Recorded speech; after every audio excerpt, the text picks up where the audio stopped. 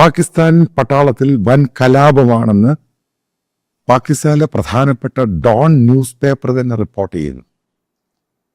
ഏകദേശം 5000-ൽ പരം പട്ടാളക്കാർ കഴിഞ്ഞ 2 ദിവസം കൊണ്ട് ബലൂചിസ്ഥാൻ ഇഷ്യൂ പാകിസ്ഥാൻ പട്ടാളത്തിൽ നിന്ന് റിസൈൻ ചെയ്തു പോയി. ചില പാകിസ്ഥാനിലെ ഈ ഓഫീസേഴ്സും പട്ടാളം തമ്മിലുള്ള അടി ഭയങ്കര രൂക്ഷമായി. ചില പട്ടാളക്കാർ ഓഫീസേഴ്സിനെ വെടിവെച്ചു കൊന്നു, സീനിയർ ഓഫീസേഴ്സിനെ. അതായത് പാകിസ്ഥാൻ പട്ടാളത്തിന്റെ ഇത്രയും നാളത്തെ ചരിത്രത്തിൽ ഇതേപോലെ ഇന്റേണൽ കലാപം ഉണ്ടായിട്ടില്ല. ഞാൻ പറയുന്നതല്ല, പാകിസ്ഥാനിലെ ഡോൺ പത്രം പറയുന്നതാണ്. ഉറുദു പത്രങ്ങൾ മുഴുവൻ ഇത് മാത്രമാണ് റിപ്പോർട്ട് ചെയ്യുന്നത്. അപ്പം അവരൊക്കെ സോഷ്യൽ മീഡിയയിൽ പലതും പറയുന്നുണ്ട്. അപ്പം അവർക്ക് ഈ ജോലിയെക്കാളും ഈ പാകിസ്ഥാൻ പട്ടാളത്തിന്റെ ഈ നാഷണാലിറ്റിയെക്കാളും ഏറ്റവും നല്ലത് എവിടെയെങ്കിലും ചെന്ന് ഏറ്റവും മോശമായ ജോലി മിഡിൽ ഈസ്റ്റേൺ രാജ്യങ്ങളുടെ പേരുകളാണ് പറയുന്നത്. അവിടെ പോയി ജോലി ചെയ്താൽ നല്ല ശമ്പളവും കിട്ടും, മാന്യതയും കിട്ടും.